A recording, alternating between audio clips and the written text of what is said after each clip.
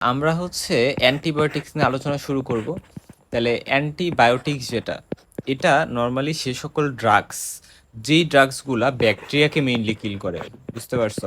So ব্যাকটেরিয়াকে কিল করে যে ড্রাগসগুলো, সেগুলোকে মেইনলি আমরা অ্যান্টিবায়োটিক্স বলি। যদিও মাইক্রো অর্গানিজমগুলোকে যারা কিল করে তাদেরকে আমরা অ্যান্টিবায়োটিক্স বলি as a broad term, but মনে রাখবা মেইনলি আমরা অ্যান্টিব্যাকটেরিয়াল ড্রাগগুলোকে মেইনলি অ্যান্টিবায়োটিক্স বলে থাকি। আর আমরা হচ্ছে এর যদি ব্যাকটেরিয়াকে কিল করে ফেলি তাহলে সেটাকে বলবো ব্যাকটেরিওসিডাল ড্রাগ। আর যদি ব্যাকটেরিয়ার গ্রোথকে ইনহাবিট করে রাখে, জাস্ট পরবর্তীতে আবার রিঅ্যাক্টিভেট হইলেও হইতে পারে, সেটা হচ্ছে ব্যাকটেরিওস্ট্যাটিক ড্রাগ। তাহলে সব থেকে বেশি মানে ব্যাকটেরিয়ার জন্য মারাত্মক ভয়ঙ্কর জিনিস হচ্ছে ব্যাকটেরিওসিডাল ড্রাগগুলা। আর আরেকটি ইম্পর্টেন্ট কথা, অ্যান্টিবায়োটিক যে ড্রাগগুলো থাকে এদের একটা প্রপার্টি থাকে যেটাকে আমরা বলেছি সিলেক্টিভ টক্সিসিটি। কি বললাম? Selective toxicity. এটা মানে কি? এটা মানে হচ্ছে যে তারা এই যে ধরো মানুষের বডির মধ্যে হচ্ছে ব্যাকটেরিয়া আছে, মানুষের বডির মধ্যে ব্যাকটেরিয়া আছে, শুধুমাত্র ব্যাকটেরিয়ার সেল বা ব্যাকটেরিয়াকে অ্যাটাক করবে, মানুষের নর্মাল সেলকে কিন্তু অ্যাটাক করবে না। তো সিলেক্টিভ টক্সিসিটি বলা হয় এই টার্মটাকে। তার মানে অ্যান্টিবায়োটিকের এই প্রপার্টিটা আছে। অর্থাৎ আইডিয়াল যে একটা অ্যান্টিবায়োটিক, সেটার কী কী প্রপার্টি থাকতে হবে? যে ব্যাকটেরিয়াকে কিল করবে র্যাপিডলি, এবং সিলেক্টিভ টক্সিসিটি প্রপার্টি থাকবে যে নিজের সেলকে ক্ষতি করবে না, এবং এরা সেফ হবে, এবং গুড টিস্যু পেনিট্রেশন হবে, এবং রেজিস্ট্যান্স হবে না সহজে। কারণ কিছু অ্যান্টিবায়োটিক আছে যেগুলো খুব দ্রুতই রেজিস্ট্যান্স হয়ে যেতে পারে। আর রেজিস্ট্যান্স হয়ে যাওয়া মানে কি? মানে এই অ্যান্টিবায়োটিকটাতে কাজ করতেছে না, ঠিক আছে? ফলে আমার অ্যান্টিবায়োটিক চেঞ্জ করতে হবে। আবার অ্যান্টিবায়োটিক রেজিস্ট্যান্স বিভিন্ন কারণেও হইতে পারে, যে মানুষটা অ্যান্টিবায়োটিক যখন নিচ্ছে সে মানে যতটুকু ডোজ বা ডিউরেশনে দেওয়া হয়েছে সেভাবে নেয় নাই, এবং সে ডিফল্ট করতেছে, আজকে নিছে আবার 5 দিন পরে নিল, বাট নেওয়ার কথা ছিল তার ডেলি। হ্যাঁ, এরকম করলে, এরকমভাবে যদি অ্যান্টিবায়োটিক নেয়, বা যখন অ্যান্টিবায়োটিক দরকার নাই, প্রপার ইন্ডিকেশন নাই, বাট তাও সে অ্যান্টিবায়োটিক নিতেছে, সো এই সকল ক্ষেত্রে কিন্তু এরকম রেজিস্ট্যান্স হইতেই পারে।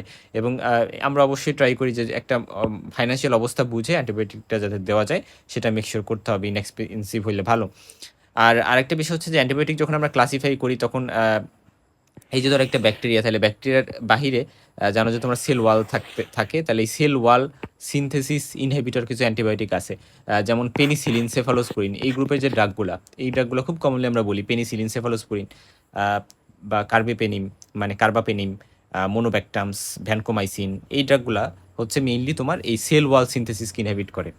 এখন এই ব্যাকটেরিয়ার মধ্যে যে প্রোটিন থাকে, এই প্রোটিন সিনথেসিসকে ইনহিবিট করে কাজ করে হচ্ছে যে অ্যান্টিবায়োটিকগুলো, তার মধ্যে আছে অ্যামাইনোগ্লাইকোসাইড,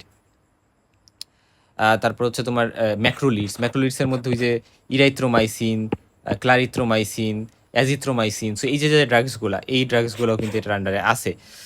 তা বাদে কি বললাম যে অ্যামাইনোগ্লাইকোসাইড গ্রুপের যে ড্রাগগুলা, ক্যানামাইসিন, স্টেপটোমাইসিন, জেন্টামাইসিন, এগুলা।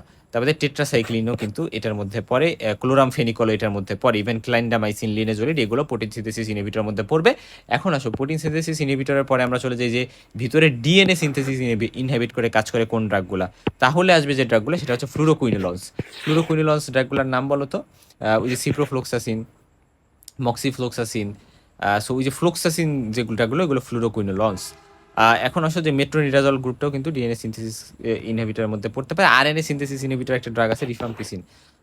আচ্ছা, হাউএভার এগুলো নিয়ে আমরা কথা বলবো। আর ব্যাকটেরিওসিডাল মানে যেগুলো ব্যাকটেরিয়াকে একেবারে কিল করে ফেলে সেই ড্রাগগুলা, তাহলে এর মধ্যে পেনিসিলিন, সেফালোস্পোরিন, ভ্যানকোমাইসিন, এই ড্রাগগুলো অ্যামাইনোগ্লাইকোসাইড এরকম করতে পারে, এগুলো একেবারে ব্যাকটেরিওসিডাল, ফ্লুরোকুইনোলন্সও। হ্যাঁ, আর ব্যাকটেরিওস্ট্যাটিক ড্রাগের মধ্যে আছে হচ্ছে তোমার এগুলো মেইনলি ব্যাকটেরিওসিডাল ড্রাগগুলো মেনিনজাইটিস, তারপরে এন্ডোকার্ডাইটিস, এরকম বিভিন্ন কন্ডিশন ইউজ করে। আর ব্যাকটেরিওস্ট্যাটিক ড্রাগগুলো মেইনলি ব্যাকটেরিয়ার মাল্টিপ্লিকেশন যাতে না করতে পারে, ব্যাকটেরিয়াল গ্রোথ ইনহিবিট করে রাখে, যেমন ম্যাক্রোলিজ গ্রুপের ড্রাগগুলো, এরিথ্রোমাইসিন, অ্যাজিথ্রোমাইসিন, এই ড্রাগগুলো, টেট্রাসাইক্লিন, ক্লোরামফেনিকল, ঠিক আছে? সো এটা আমরা জানলাম। মানে তার মানে কি, প্রোটিন সিনথেসিস ইনহিবিটর যে ড্রাগসগুলো আমরা পড়ে আসলাম না, প্রোটিন সিনথেসিস ইনহিবিটর, তাহলে সেই ড্রাগসগুলো কিন্তু তোমার মেইনলি প্রোটিন সিনথেসিস ইনহিবিটরের মধ্যে শুধুমাত্র অ্যামাইনোগ্লাইকোসাইড যেটা, সেটা ব্যাকটেরিওসিডাল, বাট ব্যাকটেরিওস্ট্যাটিক বাকি সবগুলোই মোটামুটি। এভাবে মনে রাখতে পারো। তারপরে সালফোনামাইডস গ্রুপের ড্রাগগুলো কিন্তু ব্যাকটেরিওস্ট্যাটিক। ওকে, তার মানে দেখো এই জন্য এই ব্যাকটেরিওস্ট্যাটিক যে ড্রাগগুলা, এই ড্রাগগুলোর ক্ষেত্রে আমাদের যে হোস্ট, অর্থাৎ যেই মানুষটার বডিতে এই প্রসেসটা হচ্ছে, সেই হোস্টের ইমিউনিটিটা কিন্তু এখানে ইম্পর্টেন্ট রোল প্লে করে। অর্থাৎ আমি জাস্ট এই ড্রাগগুলো দিয়ে ব্যাকটেরিওস্ট্যাটিক একটা কন্ডিশন করলাম, মাল্টিপ্লাই যাতে না করতে পারে সেটা প্রিভেন্ট করে রাখছি, কিন্তু হোস্টটা স্ট্রং হইতে হবে। একটা হোস্ট তার স্ট্রং এনাফ হইতে হবে যে আচ্ছা ঠিক আছে আমি স্ট্যাটিক করে রাখলাম, বাট হোস্ট বাকিটা দেখবে। যে মানুষের বডিতে এই প্রবলেমটা হয়েছে সেই মানুষটা বাকিটা কন্ট্রোল করতে পারবে। বাট আমার ব্যাকটেরিয়াল ড্রাগগুলো কখন দেওয়া লাগবে? যখন আমি দেখবো যে হোস্ট নিজেই দুর্বল, হোস্টের আমি জাস্ট মাল্টিপ্লাই করা অফ করে রেখে আসবো, তারপরে হোস্ট বাকিটা দেখতে পারবে এমন না, হোস্ট নিজে দুর্বল। সো তখন আমার ব্যাকটেরিয়াল ড্রাগ কিন্তু দিতে হবে, তখন হোস্টের ভরসায় থাকলে আর হবে না। সো এরকম একটা কথা কিন্তু এখানে আছে, একটু মাথায় রাখবা। আরেকটা আছে টাইম ডিপেন্ডেন্ট আর কনসেন্ট্রেশন ডিপেন্ডেন্ট কিলিং। এটা বলতে কি বোঝায়? টাইম ডিপেন্ডেন্ট মানে হচ্ছে যে অ্যান্টিবায়োটিক আমাদের মিনিমাম ইনহিবিটরি কনসেন্ট্রেশন, একটা এমআইসি নামে একটা টার্ম আছে, যে মিনিমাম ইনহিবিটরি কনসেন্ট্রেশন, এই টার্মটার সাথে তোমরা পরেও পরিচিত হবা। তো অ্যান্টিবায়োটিক আমাদের বডিতে এই মিনিমাম ইনহিবিটরি যে কনসেন্ট্রেশন, এটার উপরে লেভেলে কনসেন্ট্রেশন থাকা উচিত একটা লং ডিউরেশন ধরে, সেটাকে আমরা বলি টাইম ডিপেন্ডেন্ট কিলিং। আর কনসেন্ট্রেশন ডিপেন্ডেন্ট কিলিং মানে হচ্ছে, মানে আমরা যত বেশি অ্যান্টিবায়োটিক দিব তত বেশি কিল করবে, এই টার্মটাকে বলা হয় কনসেন্ট্রেশন ডিপেন্ডেন্ট কিলিং। আচ্ছা ঠিক আছে, যেমন time dependent killing penicillin, cephalosporin এই সকল ড্রাগের ক্ষেত্রে প্রযোজ্য। হাউএভার অ্যান্টিবায়োটিক কীভাবে কাজ করে? ওই যে যেমন সেল ওয়াল সিনথেসিস করে, ইনহিবিট করে, প্রোটিন সিনথেসিস ইনহিবিট করে, কার? ব্যাকটেরিয়ার, হ্যাঁ। তারপরে ডিএনএ সিনথেসিস ইনহিবিট করে, আরএনএ সিনথেসিস ইনহিবিট করে, ফলেট সিনথেসিস ইনহিবিট করেও করতে পারে, যেমন সালফোনামাইড, ট্রাইমিথোপ্রিম, এগুলো ফলেট সিনথেসিস ইনহিবিট করে কাজ করে। আমরা পরবর্তীতে এই ড্রাগগুলো নিয়ে জানবো। আচ্ছা ঠিক আছে, এখন আসা যাক যে আমরা আলোচনায় যাই। আচ্ছা, কেমোথেরাপি নিয়ে জানতে হবে, হ্যাঁ। আচ্ছা, কেমোথেরাপি মানে হচ্ছে যে ড্রাগ ট্রিটমেন্ট অফ, মানে অ্যাজ এ হোল কেমোথেরাপি মানে হচ্ছে এই যে, আচ্ছা চিন্তা করতে পারো যে কেমোথেরাপি মানে আমি যে ক্যান্সারের যে ড্রাগগুলো ইউজ করি সেটা কেমোথেরাপি, হ্যাঁ ওইটা কেমোথেরাপি, ওইটাকে বলা হয়। বাট তা বাদে আমরা বিভিন্ন মাইক্রো অর্গানিজম, যেমন ধরো virus, bacteria, protozoa, fungi, ohms, এগুলোর বিরুদ্ধে যে আমরা যে ড্রাগসগুলো ইউজ করি হোর্সকে ইনজুর করা বাদে সিলেক্টিভ টক্সিসিটির কারণে, তো এই যে বিভিন্ন অর্গানিজমের বিরুদ্ধে আমরা ড্রাগগুলো ইউজ করতেছি, এটাকেও কিন্তু কেমোথেরাপি বলা হয়। কেমিক্যাল সাবস্টেন্স বা কেমিক্যাল ড্রাগসগুলো ইউজ করে আমি যেহেতু এটা করতেছি, এটাকেও কিন্তু কেমোথেরাপি বলা হয়। অ্যান্টিবায়োটিক মানে হচ্ছে শুধুমাত্র, অ্যান্টিবায়োটিক মানে শুধু ব্যাকটেরিয়া এগেনস্টে, হ্যাঁ, আর বাকি সবগুলোর এগেনস্টে যখন, তখন সেটাকে আমরা কেমোথেরাপি বলতেছি, যে কোনো কিছুর এগেনস্টে হইতে পারে। আর ক্যান্সারের ক্ষেত্রে আলাদা করে কেমোথেরাপি স্পেশালাইজড ওয়েতে ইউজ করা হয়।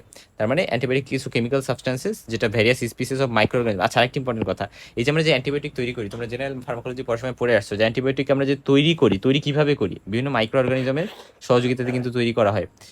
এবং এটা হচ্ছে কি আমাদের গ্রোথ এবং মাল্টিপ্লিকেশন অফ আদার মাইক্রো অর্গানিজমকে সাপ্রেস করে। ইভেনচুয়ালি এরা আমাদের ওই মাইক্রো অর্গানিজম, ব্যাকটেরিয়া স্পেশালি, এগুলোকে কিল করে, হোস্টকে এফেক্ট না করে। আচ্ছা, এবং এগুলোকে আমরা অ্যাজ এ হোল অ্যান্টিমাইক্রোবিয়াল এজেন্টও বলতে পারি, অ্যান্টিমাইক্রোবিয়াল এজেন্ট, হ্যাঁ। অর্থাৎ অ্যান্টিমাইক্রোবিয়াল এজেন্ট যখন বলতেছি, সেটা মেনলি যে কোনো মাইক্রোবিয়াল এজেন্টই হইতে পারে, সেটা মানে যে কোনো মাইক্রোবসই হইতে পারে। অ্যান্টিমাইক্রোবিয়াল এজেন্ট বললে সেটা ব্যাকটেরিয়া হইতে পারে, ভাইরাস হইতে পারে, ফাঙ্গাস হইতে পারে, যে কোনো কিছুর বিরুদ্ধেই। বাট আমরা যখন অ্যান্টিবায়োটিক বলি, সেটা মানে আমরা স্পেসিফিক হয়ে যাই যে আচ্ছা এটা হয়তো বা ব্যাকটেরিয়ার বিরুদ্ধে। তবে আরও অ্যান্টিমাইক্রোবিয়াল এজেন্টে যদি আমরা বলি, এটাও মেইনলি ব্যাকটেরিয়াগুলোর বিরুদ্ধে যে অ্যান্টিবায়োটিক আমরা ইউজ করি সেটাকেই বোঝায়, হ্যাঁ, মানে আমাদের ডে টু ডে লাইফে। কিভাবে আমরা ক্লাসিফাই করতে পারি? সেল ওয়াল সিনথেসিস ইনহিবিট করে কে? পেনিসিলিন, সেফালোস্পোরিন, ভ্যানকোমাইসিন, ব্যাসিট্রাসিন, সাইক্লোসিরিন, এই ড্রাগগুলা। আর হচ্ছে সেল মেমব্রেন লিকেজ তৈরি করে, এটা আমরা জানি, ওই যে পলিমিক্সিন, অ্যাম্ফোটেরিসিন বি, এই ড্রাগগুলা, হ্যাঁ, ওই যে অ্যান্টিফাঙ্গাল আর কি। আমরা কিন্তু এখানে অ্যান্টিবায়োটিক ক্লাসিফাই করতে, মানে এখানে অ্যান্টিবায়োটিকের মধ্যে আর কি ওই অ্যান্টিফাঙ্গালও নিয়ে আসা হয়েছে, যেহেতু আমরা অ্যাজ এ হোল অ্যান্টিমাইক্রোবিয়াল বলতেছি, তাই এটাও চলে আসছে আর কি। হাউএভার প্রোটিন সিনথেসিসকে ইনহিবিট করে কাজ করে টেট্রাসাইক্লিন, ক্লোরামফেনিকল, অ্যামাইনোগ্লিকোসাইডস, এই ড্রাগগুলো, ম্যাক্রোলিডস। আর নিউক্লিক অ্যাসিড ইনহিবিট করে কাজ করে ফ্লুরোকুইনোলন, সিপ্রোফ্লক্সাসিন, মেট্রোনিডাজল, ক্লোট্রাইমক্সাজল, এগুলো, হ্যাঁ, ক্লোট্রাইমক্সাজল, মানে আচ্ছা এখানে ক্লো না কিন্তু, হ্যাঁ, ক্লোট্রিমাজল একটা অ্যান্টিফাঙ্গাল ড্রাগ, বাট এটা হচ্ছে কোট্রাইমক্সাজল মানে দুইটা ড্রাগের কম্বিনেশন, সালফোনামাইড আর ট্রাইমিথোপ্রিম, এই দুইটার কম্বিনেশন। সালফোনামাইডের মধ্যে একটা ড্রাগ আছে, সেটা আমরা পরে দেখবো। আচ্ছা দেখো, আবার ক্লাসিফাই আমরা এভাবেও করতে পারি যে narrow spectrum, broad spectrum. Narrow spectrum মানে শুধু গ্রাম পজিটিভের উপরে কাজ করবে, অথবা শুধু গ্রাম নেগেটিভের উপরে কাজ করবে, তাকে বলি আমরা ন্যারো স্পেকট্রাম, যেমন penicillin G, streptomycin, penicillin V. আর ব্রড স্পেকট্রাম মানে এটা গ্রাম পজিটিভ এবং গ্রাম নেগেটিভ উভয় ব্যাকটেরিয়ার বিরুদ্ধে কাজ করবে, যেমন টেট্রাসাইক্লিন, ক্লোরামফেনিকল। আর মোড অফ অ্যাকশনের উপর ডিপেন্ড করে আমরা ব্যাকটেরিওস্ট্যাটিক এবং ব্যাকটেরিওসিডাল এই দুভাবে ভাগ করতে পারি, এগুলো আমরা অলরেডি বলে আসছি। আর অ্যান্টি মাইক্রোবিয়াল যে ড্রাগসগুলো, সেগুলা অ্যান্টিব্যাকটেরিয়ালগুলোকে আমরা অ্যান্টিবায়োটিক বলি। এগুলাকে মেইনলি অ্যান্টিমাইক্রোবিয়াল বললে যদি আমরা অ্যান্টিব্যাকটেরিয়ালি বুঝি, বাট অ্যান্টিব্যাকটেরিয়ালগুলোকে আলাদা করে আমরা অ্যান্টিবায়োটিকই বলতেছি। অ্যান্টিফাঙ্গালগুলোর মধ্যে কিছু ড্রাগ আছে, অ্যান্টিভাইরাল আমরা এটা আলাদা লেকচারে পড়ছি, অ্যান্টিপ্রোটোজল আলাদা লেকচারে পড়ছি, অ্যান্টি হেলমিনথিক এটা আলাদা লেকচারে পড়ছি, পাইরেন্টাল প্যামোয়েট, মেবেন্ডাজল, অ্যালবেন্ডাজল এগুলো হচ্ছে অ্যান্টি হেলমিনথ। আর অ্যান্টিপ্রোটোজলের মধ্যে ক্লোরোকুইন ড্রাগটা আমরা ম্যালেরিয়াতে ইউজ করি। তারপর হচ্ছে পাইরিমিথামিন, মেট্রোনিডাজল, এই ড্রাগগুলো আমরা পড়ে আসছি। মেট্রোনিডাজল ড্রাগটা মেইনলি অ্যান্টি অ্যামিবিক ড্রাগ হিসেবে ইউজ করা হয়। অ্যান্টিভাইরালের মধ্যে আছে ক্লোবির, অ্যামান্টিডিন, জিরোবুডিন আর অনেক ড্রাগে আছে। এবং আমরা যখন একটা অ্যান্টিবায়োটিক চুজ করব, তখন পেশেন্টের কিছু হিস্ট্রি নিতে হবে, তার এইজ কেমন, কারণ অনেক অ্যান্টিবায়োটিক আছে যেগুলো ছোটো বাচ্চাদের দেওয়া যায় না, বয়স্কদের জন্য আমরা আলাদা অ্যান্টিবায়োটিক দেবো, এরকম আর কি। আবার প্রেগনেন্সির টাইমে অনেক অ্যান্টিবায়োটিক দেওয়া যায় না, সেক্ষেত্রে মাথায় রাখতে হবে যাতে ট্যারাটোজেনেসিস না হয়। কী কী অ্যান্টিবায়োটিক ট্যারাটোজেনেসিস করে আমরা যখন অ্যান্টিবায়োটিক পড়তে থাকবো থ্রুআউট আমরা জানতে থাকবো। তারপরে ফিমেল হলে প্রেগনেন্ট কিনা জানতে হবে, সেক্সের একটা বিষয় আছে। অর্গান ডিজিজ যেমন হেপাটিক ফেলর আছে কিনা, কিডনি ফেলর আছে কিনা, সেগুলো মাথায় রেখে আমাদের অ্যান্টিবায়োটিক দিতে হয়। কারণ কিছু অ্যান্টিবায়োটিক আছে নেফ্রোটক্সিক, যেমন ধরো অ্যামাইনোগ্লাইকোসাইড, এটা প্রচুর নেফ্রোটক্সিক, মানে কিডনির জন্য টক্সিক। হেপাটিক ফেলার থাকলে অনেক ড্রাগ দিতে পারি না, কারণ মেটাবলিজম হবে না। আর কিডনি দিয়ে যেহেতু বেশিরভাগ ড্রাগ এক্সক্রিশন হয়, কিডনি রেনাল ফেলার থাকলে ড্রাগের এক্সক্রিশন না হতে পারে, টক্সিসিটি হবে। আর অ্যালার্জিক হিস্ট্রি নিতে হবে, যেমন পেনিসিলিন দিলে হাইপারসেনসিটিভিটি রিঅ্যাকশন হয়, তাই শুনে নিতে হবে ড্রাগে অ্যালার্জি আছে কি না। তারপরে ড্রাগ ফ্যাক্টর আছে কিছু, এগুলো এতক্ষণ আমরা যেটা বললাম যে অ্যান্টিবায়োটিক দ্বারা কী কী বিষয় মাথায় রাখতে হবে, কিছু হচ্ছে পেশেন্ট ফ্যাক্টরগুলোর মধ্যে age, pregnancy, sex, organ disorder বা অ্যালার্জিক হিস্ট্রি নিতে হবে। আর ড্রাগ ফ্যাক্টরের মধ্যে ড্রাগের স্পেকট্রাম কেমন, এটা কি ন্যারো স্পেকট্রাম না ব্রড স্পেকট্রাম, এটা আমাদের জানতে হবে। বেশিরভাগ ইনফেকশাস কন্ডিশন অনেক সময় আমাদের ব্রড স্পেকট্রাম অ্যান্টিবায়োটিক দেওয়া লাগে, কারণ সেখানে গ্রাম পজিটিভ নেগেটিভ উভয় দ্বারা ইনফেকশন হতে পারে, পলিমাইক্রোবিয়াল ইনফেকশন হতে পারে। ডোজ মেনটেন্সের কথাটা মাথায় রাখতে হবে যে চিলড্রেনদের জন্য একরকম ডোজ, বড়দের জন্য আরেকরকম ডোজ কিন্তু মেনটেন করতে হয়। তারপরে ডিউরেশনও ইম্পর্টেন্ট, যে হাইপার টেনশন আসবে এরকম পেশেন্টদের ড্রাগ কিন্তু সারা জীবন খেতে হয়, কিন্তু অ্যান্টিবায়োটিকের ক্ষেত্রে অবশ্যই ডিউরেশন মেনটেন করতে হবে। সাধারণত 7 থেকে 14 দিনের জন্য আমরা ইউজ করি অ্যান্টিবায়োটিক, কারণ এর চেয়ে বেশি দিলে দিনের জন্য দিলে রেজিস্ট্যান্স ডেভেলপ করে থাকে, সুপার ইনফেকশন হতে পারে, অনেক অ্যাডভার্স ইফেক্টও কিন্তু থাকে। এবং অ্যান্টিবায়োটিক আমরা কোন রুটে দেবো এটা ইম্পর্টেন্ট, যে মুখে খেতে পারলে আমরা ওরালি দিব, বাট না খেতে পারলে কিন্তু আমার ইনজেক্টেবল বা প্যারেন্টাল ফর্মে দেওয়া লাগবে। এবং আমরা এই কথাটা একটু মাথায় রাখবো। আর আমরা বেশ কিছু এইজের কথা আছে, যে কিছু ড্রাগস আছে যেগুলো আমরা চিলড্রেনদের দিই না, কন্ট্রাইন্ডিকেটেড। যেমন টেট্রাসাইক্লিন, এটা একটা 8 বছরের ছোট বাচ্চাদের আমরা দিতে পারবো না। অ্যালবেন্ডাজল, এটা 2 বছরের ছোট বাচ্চাদের দিতে পারবো না, অ্যালবেন্ডাজল, মেবেন্ডাজল। সিপ্রোফ্লক্সাসিন 18 বছরের নিচে বাচ্চাদের দিতে পারবো না। ক্লোরামফেনিকল 28 দিনের কম বাচ্চাদের আমরা দিতে পারবো না। সো তাহলে গ্রে বেবি সিনড্রোম নামে একটা কথা সুইটা হইতে পারে। তারপরে কার্টিলেজের সমস্যা হতে পারে এটা দিলে, আবার টেট্রাসাইক্লিন দিলে বোনটিতে সমস্যা হতে পারে। সো এরকম বেশ কিছু ব্যাপার আছে যেগুলো আমরা জানি। আচ্ছা, আমরা অনেক সময় একসাথে অনেক অ্যান্টিবায়োটিক কম্বিনেশনে দিতে পারি, অ্যান্টিবায়োটিক দিয়ে কাজ হয়, যেমন টিভিতে। আচ্ছা, টিভির যে ওষুধগুলো আমরা ইউজ করি, আইসোনিয়াজাইড, ডিফাম্পিসিন, পাইরিজিনামাইড, এই ড্রাগগুলো কিন্তু এক ধরনের অ্যান্টিবায়োটিক, কারণ এগুলো যেহেতু আমরা ব্যাকটেরিয়ার বিরুদ্ধে ইউজ করতেছি, রাইট, অ্যান্টি ব্যাকটেরিয়াল, তার মানে এটাও কিন্তু এক ধরনের অ্যান্টিবায়োটিক। এবং সেক্ষেত্রে আমরা একসাথে অনেকগুলো ড্রাগ দিতে পারি, কারণ একসাথে যদি অনেকগুলো ড্রাগ দিই তাহলে এরা নর্মালি কাজ করতে পারবে, ব্রড স্পেকট্রাম একটা অ্যাক্টিভিটি হবে, বাট আমরা একসাথে না দিলে রেজিস্ট্যান্স ডেভেলপ করার চান্স থাকে। কোনিক ইনফেকশন, অ্যাবডোমিনাল ডিজিজ আমরা একসাথে অনেকগুলো অ্যান্টিবায়োটিক দিতে পারি। এখন আসলে কম্বিনেশন অফ অ্যান্টিবায়োটিক্সের সুযোগ সুবিধা হচ্ছে আমরা প্রপার, মানে দুইটা মিলে ভালো এক্সট্রা কাজ বাজ করবে, সাইনার্জিজম পাওয়া যাবে, এটা আমরা জেনারেল ফার্মাকোলজিতে পড়ে আসছি। তারপরে আমরা ডিজিজটাকে অ্যাডভার্স ইফেক্ট কম হবে, এবং ডিজিজ সিভিয়ারিটি যদি অনেক বেশি থাকে সেক্ষেত্রে এটাকে কমাইতে পারবে, এবং রেজিস্ট্যান্স কমাবে, অ্যাক্টিভিটি বাড়াবে, ব্রড স্পেকট্রাম একটা কাজ করবে। যেমন ধরো সালফোনামাইড একটা ব্যাকটেরিওস্ট্যাটিক ড্রাগ, এবং ট্রাইমিথোপ্রিনও একটা ব্যাকটেরিওস্ট্যাটিক ড্রাগ, বাট আমরা যখন দুইটা একসাথে দিই তখন এদের একটা ব্যাকটেরিওসিডাল অ্যাক্টিভিটি শো করবে। অর্থাৎ এই দুইটাকে মিললে কিন্তু আমরা কোট্রাইমক্সাজল ড্রাগটা পাই। এটাই সাইনার্জিস্টিক ইফেক্ট, পোটেন্সিয়েশন হচ্ছে, মানে যদিও দুইটাই ব্যাকটেরিওস্ট্যাটিক ছিল, মানে লো পাওয়ার ছিল, ব্যাকটেরিওস্ট্যাটিক ছিল, বাট পরে সেটা হাই পাওয়ার বা আমরা বলতে পারি ব্যাকটেরিওসিডাল করে ফেললো। অর্থাৎ একটা ন্যারো স্পেকট্রাম, একটা ব্রড স্পেকট্রাম, দুইটা একসাথে দিতে পারি আবার আমরা, হ্যাঁ, এটাও কিন্তু আমরা করতে পারি। তবে কম্বিনেশন দিলে কিছু ঝামেলাও আছে, যেমন হচ্ছে ধরো সুপার ইনফেকশন হইতে পারে, মানে ইনক্রিজ রিস্ক অফ সুপার ইনফেকশনকে আমরা একটু পরে আসতেছি। এবং কিছু অ্যাডভার্স ইফেক্টও আবার হইতে পারে, হবে না এমন না, একসাথে দিলে অ্যাডভার্স ইফেক্টও হইতে পারে। এবং ইনঅ্যাডিকুয়েট ডোসে যদি কেউ নেয়, যে ঠিকঠাক ডোজে নেয় না, তাহলে রেজিস্ট্যান্সও হওয়া পসিবল। এবং এখানে কস্টও বাড়তে পারে, যে একসাথে যেহেতু অনেকগুলো ড্রাগ দেওয়া হচ্ছে, কস্ট বা খরচ একটু বাড়তেছে। কেমোপ্রোফাইলিক্সিস নামে একটা টার্ম আছে, এটা নিয়ে একটু কথা বলি। কেমোপ্রোফাইলিক্সিস মানে হচ্ছে আমরা যখন একটা ড্রাগ দিতেছি একটা হেলদি পার্সনে, সে কিন্তু অসুস্থ না, আমি হেলদি পার্সন একটা ড্রাগ দিলাম, একটা অ্যান্টিবায়োটিক দিলাম, কেন? যাতে করে তারপরে যে একটা রোগ না হয়। যেমন ধরো রিউমেটিক ফিভারে কিন্তু আমরা প্রোফাইলিক্সিস হিসেবে লাইফ লং বেনজাথাইন পেনিসিলিন দিই, যাতে রিউমেটিক ফিভারের অ্যাটাকটা তার না হয়, প্রিভেন্ট করতে। আচ্ছা, বেনজাথাইন, পেনিসিলিন জি। আচ্ছা, তারপর প্রোফাইলেক্সিস, যেমন ধরো রিউমেটিক ফিভারে আমরা কি করি? পেনিসিলিন দিই। Penicillin G, benzathine, penicillin. তারপরে টিউবারকুলোসিসের ক্ষেত্রে আমরা আইসোনাইজেড দিয়েও প্রিভেনশন করতে পারি। ম্যালেরিয়ার ক্ষেত্রে ক্লোরোকুইন, মেফ্লোকুইন, প্রোগুয়ানিল এরকম বিভিন্ন ড্রাগ দেওয়া হয়। ইনফ্লুয়েঞ্জার ক্ষেত্রে অ্যামান্টিডিন দেওয়া হয়। প্লেগের ক্ষেত্রে ডক্সিসাইক্লিন ড্রাগ দিয়ে, যদিও প্লেগ আমাদের দেশে নাই, বাট ডক্সিসাইক্লিন দিয়ে প্রিভেন্ট করতে পারি। মেনিঙ্গোকক্কাল মেনিনজাইটিস, রিফাম্পিসিন ড্রাগটা দিয়ে প্রিভেন্ট করা যায়। রিকারেন্ট ইউটিআই যদি কারো থাকে, কোটাইমক্সোজল একটা প্রিভেন্টিভ ড্রাগ হিসেবে কাজ করতে পারে। তার মানে এগুলো প্রিভেনশনের জন্য একটা সুস্থ মানুষের বডিতে আমি ড্রাগটা দিচ্ছি যাতে পরবর্তীতে যায় তার ডিজিজটা না হয়, রাইট? এটাকে বলে কেমোপ্রোফাইলিক্সিস। এখন হচ্ছে সুপার ইনফেকশন কি জিনিস, very very important. Super infection মানে হচ্ছে যখন অ্যান্টিবায়োটিক দিয়ে ট্রিটমেন্ট আমরা করলাম, ধরো বড় স্পেকট্রাম একটা অ্যান্টিবায়োটিক আমি লং টার্ম ইউজ করলাম, 7 থেকে 14 দিন ইউজ করি, তখন নতুন করে আরেকটা ইনফেকশন ডেভেলপ করতে পারে, সেকেন্ডারি একটা ইনফেকশন, যেটাকে বলে সুপার ইনফেকশন। এটা কেন হয়েছে? কারণ এই যে অ্যান্টিবায়োটিকটা আমি ইউজ করছি এটার কারণে তার বডিতে হয়েছে। ঠিক আছে, আমরা যখন অ্যান্টিবায়োটিক খাই তখন কিন্তু আমাদের বডিতে নন প্যাথোজেনিক নর্মাল ফ্লোরা থাকে, সেগুলো প্যাথোজেনিক ফ্লোরাকে নর্মালি সাপ্রেস করে রাখে, এটা আমরা জানি। তো মানে অ্যান্টিবায়োটিক খাওয়ার সময় কিন্তু এরকম কিছু নর্মাল ফ্লোরা ছিল, ঠিক আছে? মানে ওইগুলো কি করে, নর্মাল প্যাথোজেনিক বিভিন্ন অর্গানিজমকে নর্মালি আমাদের বডিতে মাল্টিপ্লিকেশন করতে দেয় না। কিন্তু ব্রড স্পেকট্রাম অ্যান্টিবায়োটিক যখন আমরা দিব তখন দেখা যাবে যে এই যে যেগুলা নর্মাল ফ্লোরা ছিল আমাদের বডিতে সেগুলো মরে যাইতে পারে। তখন কি করবে, প্যাথোজেনিক যে অর্গানিজমগুলো সেগুলো আবার গ্রো করতে পারে, যেহেতু আমাদের বডির নর্মাল ফ্লোরাগুলো নষ্ট হয়ে যাচ্ছে। এর ফলে কি হইতে পারে যে আমাদের এরকম ইনফেকশন হইতে পারে, সুপার ইনফেকশন। যেমন ক্যান্ডিডা অ্যালবিকান্স, এটা একটা ফাঙ্গাস, এটা দিয়ে ওরাল থ্রাশ ডেভেলপ করতে পারে, ওরাল ক্যান্ডিডিয়াসিস আমরা বলি। জিভের উপরে সাদা সাদা হয়ে থাকে, বিশেষ করে বাচ্চাদের, ডায়াবেটিস পেশেন্ট বা ইমিউনো কম্প্রোমাইজ যারা যারা অনেক ধরে অ্যান্টিবায়োটিক নেয়, তাদের সুপার ইনফেকশনের ফলে এরকম কিন্তু হইতে পারে। তারপরে ভালভোভেজাইনিটিসও এরা করতে পারে, ক্যান্ডিডা অ্যালবিকান্স দ্বারা আমরা জানি। মোনিলিয়াসিস বা ভালভোভেজাইনিটিস হয়, যেখানে ভ্যাজাইনাতে অনেক চুলকানি হয়, থিক কার্ডি কটেজ চিস লেগে একটা ডিসচার্জ পাওয়া যায়, সো যেরকম আমরা ভ্যাজাইনাল থ্রাশও বলতে পারি। তো এটার জন্য আমরা নিস্টেরিন একটা ড্রাগ দিই, অ্যান্টিফাঙ্গাল। আচ্ছা, অনেকদিন অ্যান্টিবায়োটিক ইউজ করলে এরকম হইতে পারে আর কি, ওরাল ক্যান্ডিডিয়াসিস। তারপরে ক্লোস্ট্রিডিয়াম ডিফিসিলি দিয়ে সিডোমেমব্রেনাস কোলাইটিস ডেভেলপ করতে পারে।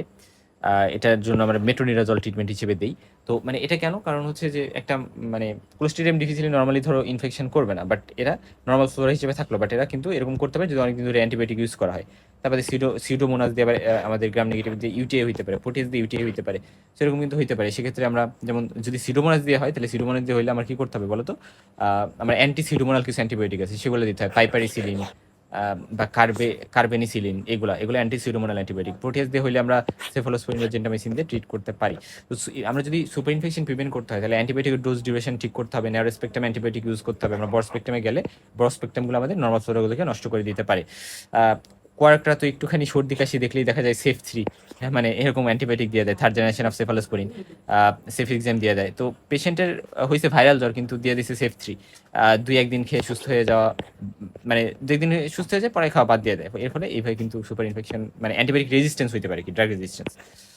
এই জিনিসটা ইম্পর্টেন্ট। এবং অ্যান্টিবায়োটিকের ক্ষেত্রে আমাদের সবসময় মাথায় রাখতে হবে, মাথায় রাখতে হবে যে ডোজ ডিউরেশন এগুলো যাতে প্রপারলি লিখে দেওয়া হয় এবং পেশেন্ট খেয়েই যাচ্ছে এরকম যাতে না হয়। এবং আননেসেসারি প্রলং অ্যান্টিবায়োটিক দেওয়া যাবে না, তাহলে কিন্তু সুপার ইনফেকশন হওয়ার রিস্ক অনেক বেড়ে যায় এবং রেজিস্ট্যান্স তো হইতে পারি।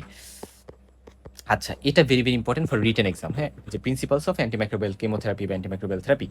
অর্থাৎ তুমি কিভাবে একটা অ্যান্টিমাইক্রোবিয়াল এজেন্ট সিলেক্ট করবা। যেমন ধরো ফার্স্টে একটা কারেক্ট ডায়াগনোসিস তোমার করতে হবে, এবং তুমি ধরো রিমুভাল অফ ব্যারিয়ার টু কিউর, অর্থাৎ ধরো একটা অ্যাবসেস আছে, এখন অ্যাবসেসটা যদি তুমি না ড্রেনেজ করে অ্যান্টিবায়োটিক দাও তেমন একটা লাভ তো নাই, কারণ তোমার অ্যাবসেসটা ড্রেনেজ করতে হবে তারপরে তুমি অ্যান্টিবায়োটিক দাও। সেরকম কোনো যদি কোনো ব্যারিয়ার থাকে সেটাকে রিমুভ করে নিতে হবে। এবং কেমোথেরাপি যদি আসলেই কি নিড কিনা এটা তোমার সিলেক্ট করতে হবে, যে একটা ভাইরাল ডিজিজ তাহলে তো তোমার অ্যান্টিবায়োটিক লাগতেছে না। এবং বেস্ট ড্রাগটা তোমার সিলেক্ট করতে হবে, যে আচ্ছা এফিকেসি, অ্যাভেলেবিলিটি, কস্ট এফেক্টিভ, স্পেসিফিটি সব কিছু মিলিয়ে বেস্ট ড্রাগটা তোমার সিলেক্ট করতে হবে। গরিব পেশেন্ট কিনা এই জিনিসগুলো মাথায় রাখতে হবে। তারপর হচ্ছে ওই ড্রাগটা প্রপার ডোজে এবং ফ্রিকোয়েন্সিতে দিতে হবে, দিনে কয়বার খাবে, কতটুকু খাবে এই জিনিসটা, এবং কোন রুটে তুমি দেবে সেটাও তোমার সিলেক্ট করতে হবে। এবং যতক্ষণ পর্যন্ত না ঠিকঠাক কিউর অ্যাচিভ হয়েছে ততক্ষণ পর্যন্ত না ড্রাগটা মানে কন্টিনিউ করতে হবে। সুস্থ যদি সুস্থ হয়েও যায় তাও নির্দিষ্ট যে ডিউরেশন থাকে ওটা কিন্তু খাইতে হবে। বিশেষ করে টিবির ড্রাগের ক্ষেত্রে এই বিষয়গুলো খুবই মাথায় রাখতে হয় আসলে। সুস্থ হয়ে গেল খাইতে হবে। এবং তারপরে আমি আবার একটা টেস্ট করবো যে সে আসলে কিউর হয়েছে কিনা। ইউটিআই হলে কালচার সেন্সিটিভিটি করে থাকি, আর কোনো ইনফেকশন আছে কিনা। প্রোফাইলেকটিক কেমোথেরাপি বা সার্জিক্যাল বা ডেন্টাল প্রসিজারের জন্য প্রোফাইলেকটিক কেমোথেরাপি আমরা দিতে পারি যদি আমাদের লাগে। যেমন সিজারিয়ান সেকশন আগে অ্যান্টিবায়োটিক দিয়ে দেওয়া হয়, অ্যাপেন্ডিসেক্টমি, কোলিসিস্টেক্টমি, অপারেশন আগে কিন্তু আমরা অ্যান্টিবায়োটিক দিয়ে নিই প্রোফাইলেকটিক্যালি, বা দাঁত তোলার সময় এটা দেওয়া হয়। তো মোটামুটি এতটুকু আলোচনা আমাদের জেনারেল হচ্ছে তোমার অ্যান্টিবায়োটিক ছিল। পরবর্তী লেকচারগুলোতে আমরা সিরিয়ালি সব অ্যান্টিবায়োটিকগুলো পড়তে থাকবো, যেমন ধর cell wall synthesis inhibitor, protein synthesis inhibitor, তারপর হচ্ছে তোমার nucleic acid synthesis inhibitor. So এই যে যত ড্রাগসগুলো আছে we will go through every one. Antibiotic খুবই ইম্পর্টেন্ট একটা চ্যাপ্টার, এটা রিয়েল লাইফে যেমন ইম্পর্টেন্ট, মেডিসিন সার্জারি সব কিছু পড়ার জন্য ইম্পর্টেন্ট, এবং মোস্ট ইম্পর্টেন্টলি প্র্যাকটিস লাইফে অনেক বেশি ইম্পর্টেন্ট হবে। নিজেকে অনেক নলেজেবল মনে হবে if you know about antibiotics properly.